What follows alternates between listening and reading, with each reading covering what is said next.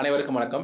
நேத்துக்கு திரு விஜய் அவங்களோட முதல் சுற்றுப்பயணம் வந்து ஆரம்பிச்சிருந்தது. திருச்சி, அரியலூர், பெரம்பலூர்ல வந்து சுற்றுப்பயணம் வந்து செய்யப்போறதா பேசிட்டு இருந்தாங்க. திருச்சி, அரியலூர்ல பேசிட்டாங்க. ஆனா பெரம்பலூர்ல வந்து பேச முடியல. இந்த வீடியோல எம்ஜிஆர் அவங்களும், விஜய் அவங்களும் ஒண்ணா அந்த கூட்டத்தோட கம்பேரிசன் அந்த மாரி ஒரு சின்ன சின்ன விஷயங்கள் என்ன நடந்திருக்கோ, ஆக்சுவலா என்ன பாயிண்ட்டோ அத பத்தி மட்டும் தான் இந்த வீடியோல பேசுவோம். மத்த அரசியல் விமர்சகர்கள் மாரி கொஞ்சம் வெறுப்பு கலந்து அத பத்திலாம் வந்து பேசுற பழக்கம் நம்மகிட்ட கிடையாது. நீங்க நம்மளோட வீடியோஸ் பார்த்திருந்தீங்கன்னா உங்களுக்கே தெரிஞ்சிருக்கும். இந்த வீடியோ ஃபுல்லா பார்த்துட்டு கீழ கமெண்ட் செக்ஷன்ல சொல்லுங்க. நேத்துக்கு பார்த்திருந்தோம். ஒரு 7 கிலோமீட்டர் கடக்க 5 மணி நேரம் ஆச்சு அப்படின்னு சொல்லிட்டு பார்க்குறோம். அது 1972ல ஒரு இன்சிடென்ட் வந்து எம்ஜிஆர் அவங்களோட ஃபேன்ஸ் வந்து குறிப்பிட்டத பார்க்க முடிஞ்சது நம்மளால. என்ன அப்படின்னு சொல்லி பார்க்கும்போது, எம்ஜிஆர் அவங்க சென்னையில இருந்து மதுரைக்கு கிளம்பலாம் அப்படின்னு சொல்லிட்டு 1970ல அந்த ஏடிஎம்கே ஆரம்பிக்கிற டயத்துல சென்னையில இருந்து மதுரைக்கு கிளம்புறாரு. கிளம்பிட்டு இருக்கோம் வந்து சென்னையில இருந்து திண்டுக்கல் வரைக்கும் ட்ரெயின் வாஸ் ஆன் டைம். ஏன்னா, அவர் ஒரு எம்எல்ஏவா இருந்திருக்காங்க. அந்த அந்த டயத்துல ஒரு எம்எல்ஏவா இருந்திருக்காரு. எம்ஜிஆரோட பாப்புலாரிட்டி எல்லாம் தெரியும். ட்ரெயின்லாம் வந்து ஒரு 10, 15 வருஷத்துக்கு முன்னாடி வரைக்கும்லாம் கூட பார்த்தீங்கன்னா, ட்ரெயின்லாம் 8 மணி நேரம் கூட டிலே ஆகும். அதெல்லாம் கேள்விப்பட்டிருப்பீங்க. அந்த ட்ரெயின்ல நெறைய டிராவல் பண்றவங்க, இல்ல உங்களுக்கு தெரிஞ்சா நீங்க கமெண்ட் செக்ஷன்ல கமெண்ட் பண்ணுங்க. உங்களோட ட்ரெயின்ல வந்து நீங்க லேட்டா வந்த எக்ஸ்பீரியன்ஸ்லாம். அந்த ட்ரெயின் திண்டுக்கல் வரைக்கும் ஆன் டைம் போன ட்ரெயின் எம்ஜிஆர் அவங்க மதுரைக்கு வரப்போறாங்க அப்படின்னு தெரிஞ்ச இந்த ஃபேன்ஸ்லாம் என்ன பண்றாங்க, திண்டுக்கல் ஸ்டேஷன்லயே வந்து கூட ஆரம்பிச்சுடுறாங்க. அந்த இடத்துல போய் கேட்கறாங்க, "சார் நீங்க கார்ல ஏறி போயிடுறீங்களா? ட்ரெயின் வந்து போகுமா அப்படின்னு சொல்லி தெரியல" அப்படின்னு சொல்லிட்டு எம்ஜிஆரோட ஃபேன்ஸ்லாம் வந்து எம்ஜிஆர்ட்ட கேட்கறாங்க. அப்புறம் இந்த லோகோமோட்டிவ் டிரைவர் வந்து பேசுறாங்க, "சார் நீங்க கார்ல மட்டும் கிளம்பிடாதீங்க." அவங்க சொல்றாங்களே என்ன, "இப்ப நீங்க மட்டும் இல்ல, இங்க ட்ரெயின்ல இல்ல தெரிஞ்சா, கண்டிப்பா இந்த ட்ரெயின் வந்து போகாது. ட்ரெயின்ல வந்து உங்க ஃபேன்ஸ அடிச்சு நொறுக்கிடுவாங்க." அப்படின்ற மாரி விஷயங்கள்லாம் சொல்றாங்க. ஏன்னா ட்ரெயின்ல நீங்க இல்ல அப்படின்னு சொல்லிட்டா, என்னப்பா சொன்னாங்க, என்னப்பா என் தலைவருக்கு என்னப்பா ஆச்சு?" அப்படின்ற மாரி கொந்தளிச்சுருவாங்க. அப்படின்ற விஷயத்த போயிட்டு எம்ஜிஆர் அவங்ககிட்ட சொல்ல, அவரு ட்ரெயின்ல வழிநெடுக லெஃப்ட் ரைட்ல ஃபேன்ஸுக்கு கை குடுத்துட்டு, கை அசைச்சுட்டே போயிருக்காரு. திண்டுக்கல்ல இருந்து மதுரைக்கு ரொம்ப ஷார்ட்டஸ்டான டிஸ்டன்ஸ் 1 மணி நேரம் தான் ஆகும். ட்ரெயின்ல 10 மணி நேரம் ஆயிருக்கு அந்த சமயத்துல. சோ அவ்ளோ பாப்புலாரிட்டி இருந்தாரு எம்ஜிஆர் அவங்க. அது 1972ல அன்னைக்கு இருந்த பாப்புலேஷனுக்கு அது ரொம்ப பெரிய விஷயம். இன்னைக்கு இருக்க பாப்புலேஷனோட அன்னைக்கு என்ன பாப்புலேஷன் எல்லாம் நீங்க கம்பேர் பண்ணி பார்த்துக்கலாம். அதுக்கப்புறம் நம்மளால செய்திக்குறிப்புகள்லாம் பார்க்க முடியுது. 1972ல அவரோட மதுரைலாம் அவர் போட்ட மாநாட்டிலேயே வந்து 1,50,000 பேர் கலந்துக்கிட்டாங்க அப்படின்றது. அன்னைக்கு 1972 பாப்புலேஷன் 1,50,000 பேர் விஜய் அவங்களுக்கும் வந்து கலந்துக்கிட்டாங்கடா அப்படின்னு சொல்லிட்டு நீங்க வந்து கேட்கலாம். 1972 பாப்புலேஷனுக்கும் 2025 இந்த இன்னைக்குள்ள பாப்புலேஷனும் வந்து எவ்வளவு கோடி மக்கள் அதிகமா இருக்காங்க அப்படின்றத நீங்க பார்த்தாலே தெரியும். அதுக்கப்புறம் நேத்துக்கு வந்து நம்மளால பார்க்க முடியுது. அதிகபட்சம் இளைஞர்களோட கூட்டம் தான். கேரளால இருந்து வந்திருக்காங்கப்பா அப்படின்னு ஏதாவது ஒருத்தவங்க வந்து பேட்டி குடுத்துருக்காங்க அப்படின்ற மாரி பார்க்க முடியுது. கேரளால இருந்து வந்திருக்காங்க அப்படின்னு. கேரளால இருந்து யாராவது 1, 2 பேர் வந்திருக்கலாம். கேரளால இருந்து முழுக்க முழுக்க தமிழ்நாட்டுல ஆட்கள் தான் வந்து வந்திருக்காங்க. கேரளால இருந்து வந்திருக்கலாம். மேபி ஒரு 5% வந்ததுல ஒரு 5% வெளி ஸ்டேட்ல இருந்து கூட வந்திருக்கலாம் அவர பார்க்கறதுக்காக. ஆனா அவர பார்க்கறதுக்காக வெளியூர் அப்படின்றதுல இருந்துலாம் நெறைய பேர் வந்திருக்காங்க. கூட்டம் நெறைய பயங்கரமா கூடியிருக்கு. பார்க்க வந்து ஒரு 95% வந்து ஒரு 30 வயசுக்கு கீழ உள்ளவங்க. என் வயசுல உள்ளவங்க தான் அதுல நெறைய பேர் இருக்காங்க அப்படின்னு சொல்லி பார்க்க முடியுது. வந்த ஆட்கள் வந்து பயங்கரமா ஓட்டா மாறுமா அப்படின்னு சொல்லி பார்க்கும்போது, ஒரு 10% ஓட்டு வந்து வரும் அப்படின்னு சொல்லி எல்லாரும் சொல்றாங்க. 10% ஓட்டு, என்ன 10%ல போய் முடிச்சுட்டீங்க அப்படின்னு சொல்லி கேட்டீங்கன்னா, அ ப நான் நேத்துக்கு நான் போட்ட இதே வீடியோல 10லருந்து 15% வரைக்கும் வரப்படுற மாரி சொல்லியிருந்தேன். 10% ஓட்டுனாலே 60,00,000 ஓட்டு. அத சீமான் அவங்க பெறுறதுக்கு 0.5%, 2%, 4%, 8% வாங்கி அவரு 60,00,000 வாக்குகள் கிட்ட வந்து 8% கிட்ட வந்திருக்காங்க. 40, 45 லட்சம் வாக்கிட்ட வரைக்கும் வந்திருக்காங்க. பிஜேபி அவங்க தலைமையில ஒரு கூட்டணி உருவாக்கி அவங்க ஒரு 16% எடுத்திருக்காங்க. அதெல்லாம் வந்து ரொம்ப கஷ்டப்பட்டு எடுத்தது திரு விஜயகாந்த் அவங்க எடுத்துக்கோங்க. அவங்கள எடுத்ததோடயே அதிகமான பெர்சன்டேஜ் தான் 10%ன்றது 15%ன்றது. அந்த எல்லாமே தாண்டி தான் இருக்கிறாங்க அப்படின்றத நம்ம சொல்றோம். திரு எம்ஜிஆர் அவங்க கட்சி ஆரம்பிக்க வந்து அவரு ஒரு எம்எல்ஏ. 1949ல செப்டம்பர்ல 1949ல டிஎம்கே கட்சி ஆரம்பிக்கிறாங்க. அன்னையிலிருந்து அவர் டிஎம்கேவோட ஒரு உறுப்பினரா இருந்திருக்காரு. அன்னையிலிருந்து உறுப்பினரா இருந்திருக்காரு. கிட்டத்தட்ட பார்க்கும்போது 1, ஒரு 20 ஆ கிட்டத்தட்ட 23 வருஷம் அவரு டிஎம்கேல இருந்திருக்காரு. 1949 அதுல ஒரு 1 வருஷம் எடுத்துக்கோ 1949, 50 அதுக்கப்புறம் 50ல இருந்து ஒரு 70 எடுத்துக்கோங்க. அது எடுத்தீங்கனாலே நீங்க இந்த எடுத்து கால்குலேஷன் பார்க்கலாம்.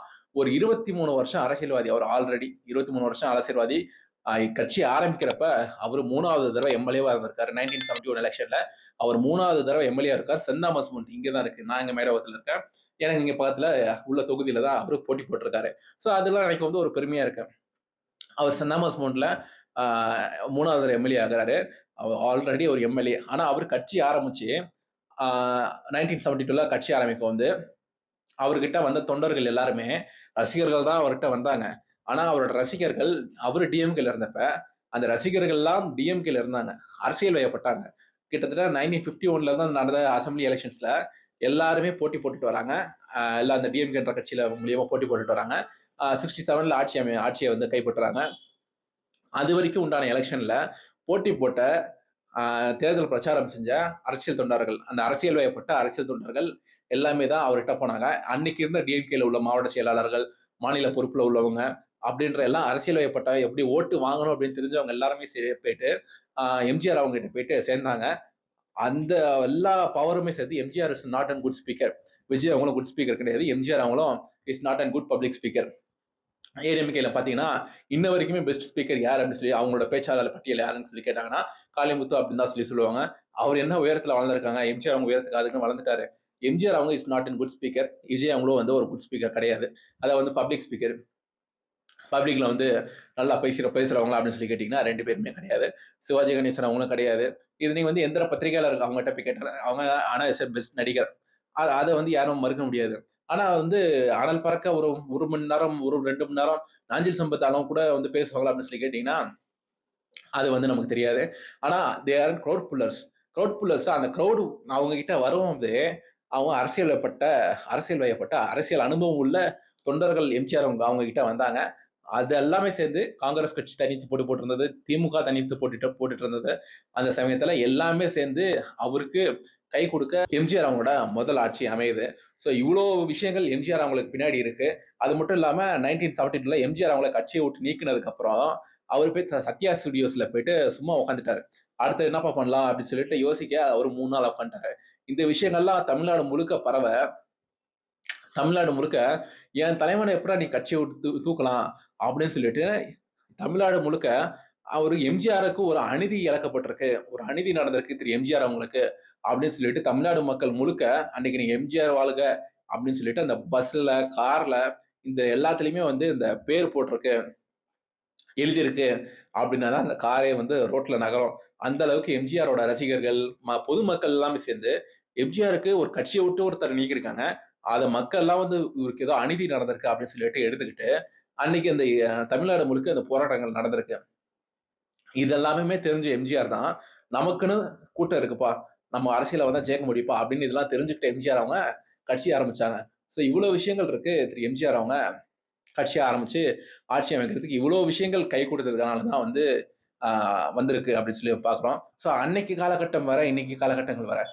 ஆனா இவங்களோட சிச்சுவேஷன், இவங்களோட பின்னணி, இவங்க ஆல்ரெடி அரசியல் ஏற்பட்ட தொண்டர்கள் வந்தாங்க, இவர் அரசியல் இருந்தாரு அப்படின்றதெல்லாம் பார்க்க வந்து இவங்களுக்கும் திரு விஜய் அவங்கள எடுத்து கம்பேர் பண்ண வந்து அவர் 2 பேரும் உச்சபட்ச நடிகர். இத தவிர வேற இவங்க 2 பேருக்குமே எதுவும் சிமிலாரிட்டீஸே கிடையாது. சப்போஸ் நீங்க ஏதாவது தெரிஞ்சதுன்னா, நீங்க கீழ கமெண்ட் செக்ஷன்ல சொல்லுங்க. இன்னமுமே டீட்டெயிலான வீடியோ ஒருத்தவங்களோட பாட்காஸ்ட் கேட்டிருக்கேன். குடுக்குறேன்னு சொல்லியிருக்காங்க. இன்னமுமே டீட்டெயில்டான வீடியோ வந்து கண்டிப்பா வரதான் போகுது. ஆனா, இதுவரைக்குமே நீங்க கேட்டதுக்கு அப்புறம் தெரிஞ்சிருக்கும். எம்ஜிஆர் அவங்களோட ஃபேண்டம் அப்படின்றது வேற, அவரோட பேக்ரவுண்ட் அப்படின்றது வேற. திரு விஜய் அவங்களோட ஃபேண்டம், திரு விஜய் அவங்களோட பேக்ரவுண்ட்னா அது கேஸ்ட் கிடையாது. அவங்களோட அரசியல் பின்னணி மட்டும் தான் நான் சொல்றேன். அவங்களோட அரசியல் பின்னணி அப்படின்றது 2 பேருக்குமே வேற வேற. ஸோ திரு எம்ஜிஆர் அவங்க கட்சி ஆரம்பிக்கிறதுக்கு முன்னாடியே ஒரு எம்எல்ஏவா இருந்திருக்காரு. அது மட்டும் இல்லாம டிஎம்கேன்ற கட்சிக்கு பொருளாளரா இருந்திருக்காரு. ட்ரெஷரரா இருந்திருக்காரு டிஎம்கேன்ற கட்சிக்கு. அது மட்டும் இல்லாம திரு எம்ஜிஆர் அவங்க 1971லயே டிஎம்கேக்கு ட்ரெஷரரா இருக்காங்க. அந்த டிஎம்கேக்கு ஒரு ஸ்டேட் லெவல் ட்ரெஷரரா இருக்காங்க. இது எல்லா பொசிஷன், இது எல்லாம் பேக்ரவுண்ட் எல்லாமே சேர்த்து வச்சு அவர் கட்சி ஆரம்பிக்கவும் தான் அவர் சிஎம் ஆனாரு. திரு விஜய் அவங்களுக்கு கண்டிப்பா எம்ஜிஆர் அவங்களும் ஃபர்ஸ்ட் எலெக்ஷன் கிடையாது. அவர் சந்திக்கிறது. அவர் சந்திச்ச 4வது எலெக்ஷன் அவங்களுக்கு. ஸோ திரு விஜய் அவங்க கண்டிப்பா சிஎம் ஆகலாம்னா கண்டிப்பா ஃபர்ஸ்ட் எலெக்ஷன் 26ல வாய்ப்பு இருக்கான்னா, அவர் இன்னமுமே சரி கூட கூட்டங்கள் செய்ய கூட அவர் என்ன வாக்குறுதிகள் குடுக்க போறாங்க?